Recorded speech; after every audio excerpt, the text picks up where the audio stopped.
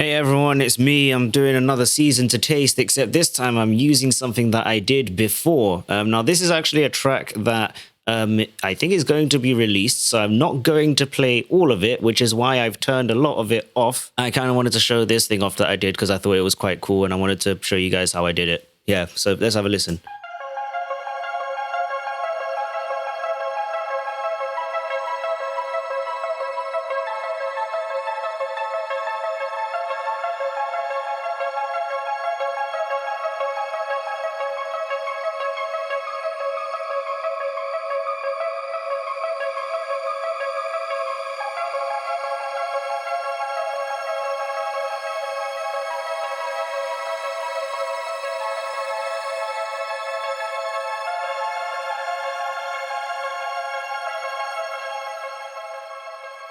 Yeah, so with this, I use two plugins, and they're both from Eventide, and I'm going to show you one of them now because I can. There is a feature that I didn't use on this that I did use on the other one by Eventide. But essentially, the one thing that I really like about Black Hole is this whole gravity situation. I'll let you listen to it a bit more soloed. I'll put the mix down.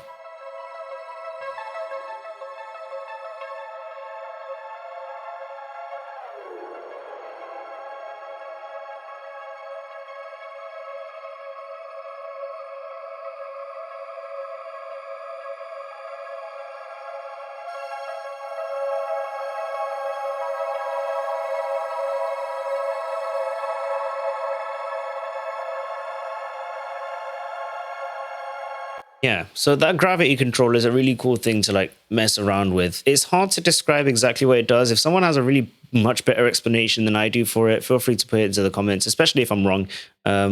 But yeah, I really like Black Hole. There's a lot of ways that I can use it. It's very quickly become my sort of go-to reverb because generally speaking, it's a bit closer to what I generally like as a reverb. And if it isn't, then I'll kind of know where to go from it. And that's not the star of the show, however. The star of the show is actually something called Shimmerverb, which is also by Eventide.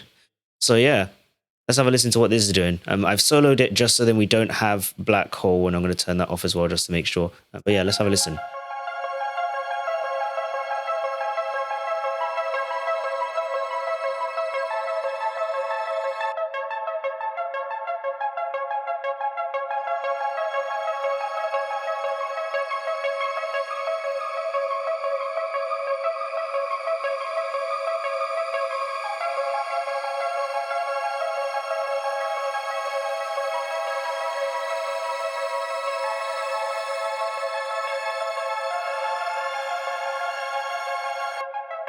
So what is it doing? Well, what it does is it has the ability to not only make a reverb, but it has the ability to like pitch shift it up a bit. So you can, at the example right now I have, this is actually, I think the default it has these values set to is that it's moving it like almost like a semitone and then almost a semitone up in both of its pitch engines. And I'm using feedback to kind of get it to do a little bit more than just those two semitones. And it adds quite a nice little, in the most literal sense, shimmer to your tracks.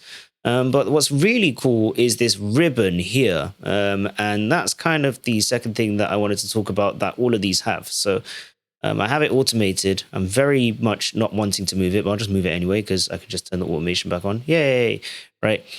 So what happens is that you can click on the left here and set a minimum value for everything. So for example, I could turn the mix down to 30. And then I click here and I set the maximum up so I can turn the mix down to 88. And as you move this ribbon across, it slowly transitions between all of those, but for any value that you've changed. So you can see not only my mix is changing, but my low, my mids, and my highs are changing, and also feedback and size, basically everything I've told it to do.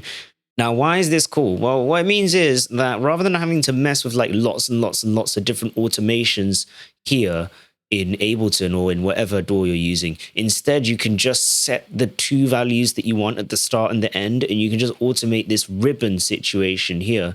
And then as you're going through different bits, it's changing that ribbon, and that's basically changing everything within the plugin itself. Yeah. pretty much it. But yeah, those are the two reverbs that I think work really well together. It's surprising that having Shimmerverb in my signal and then using Black Hole as a send after everything works as well as it does to create a really nice atmosphere. So yeah, if you use ARPs as much as I do, give them a go. You might be pleasantly surprised.